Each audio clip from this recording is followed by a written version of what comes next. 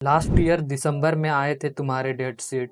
मेरे पास एक लड़का आता है और बोलता है, भैया मैं बहुत परेशान हूँ, अभी तक कुछ नहीं पढ़ा हूँ। फिर मैंने उसे पूरा time table subject wise strategy बताता हूँ। फिर वह अच्छे से सुना और लिखा और घर चला गया। कुछ महीने बाद उसके रिजल्ट आते हैं। पता है उसके कितने मार्क्स थे? उसने बोर्ड में 91% स्कोर किया था। वो अभी 1-2 महीने पहले पढ़कर जो चीज़ उसे बताया वह चीज़ आज तुम्हें बताऊंगा, क्योंकि वह टाइम आ गया है। तो hey everyone, this is Sachin Singh और आज हम लोग बात कर रहे होंगे, भैया डेट शीट आ चुकी है और मैंने अभी तक कुछ पढ़ा नहीं। मेरे पास इतने सारे डीएम आए हुए थे इससे रिलेटेड, और लास्ट ईयर वाले हिस्टोरी तो तुम्हें पता ही होगा।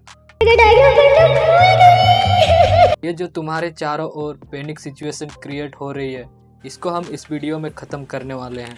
अब तुम सोच रहे हो मैंने ऐसा क्या तरीका बताया कि वो एक अच्छा स्कोर कर पाया। मैंने उसे 3 पॉइंट बताया।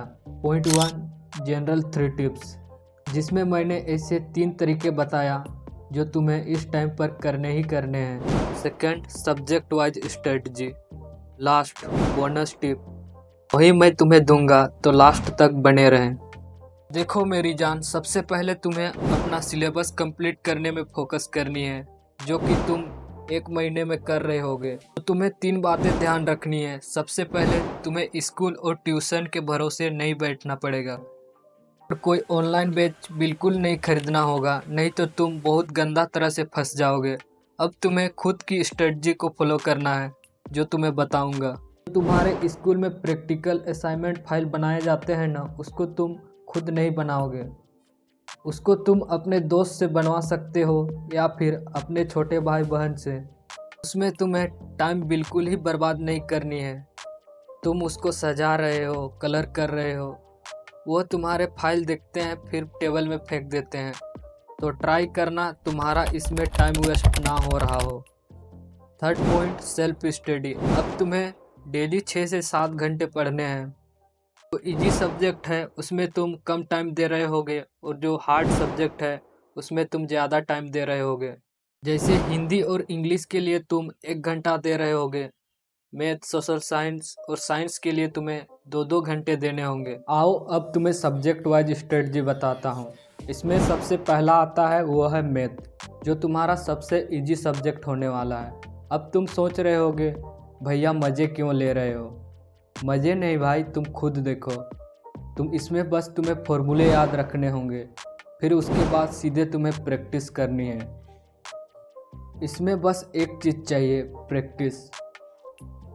मैथ कोई ऐसा टॉप सब्जेक्ट नहीं है, इसमें बस तुम्हें एक चीज़ करनी है, प्रैक्टिस। फॉर्मूला देखते देखते क्वेश्चन सॉल्व करने हैं, जिससे फॉर्मूला तुम्हारे माइंड में ऑटोमेटिकली बैठ जाएगा।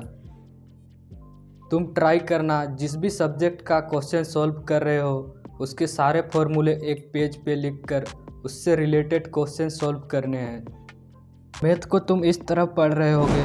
फर्स्ट डे में तुम पढ़ोगे वास्तविक संख्या, सेकंड डे में बहुपद, थर्ड डे में 2 चर वाले रैखिक समीकरण युग्म, फोर्थ डे द्विघात समीकरण, फिफ्थ डे समानांतर श्रेणियाँ, सिक्स डे त्रिभुज, सेवेंथ डे में तुम पढ़ रहे होगे सांख्यिकी, और 8th डे में तुम पढ़ रहे होगे त्रिकोणमितीय का परिचय।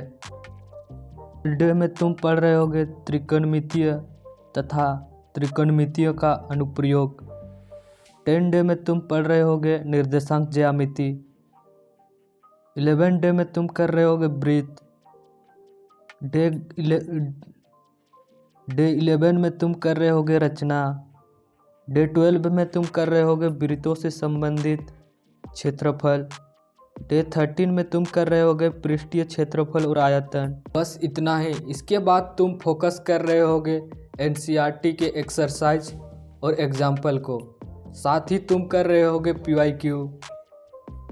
हाँ, तो हमने मैथ की बात कर ली, अब चलते हैं विज्ञान पे। फर्स्ट दिन तुम कर रहे होगे रासायनिक अभिक्रिया और समीकरण। सेकंड दिन तुम कर रहे होगे अम्ल, क्षार और लवण।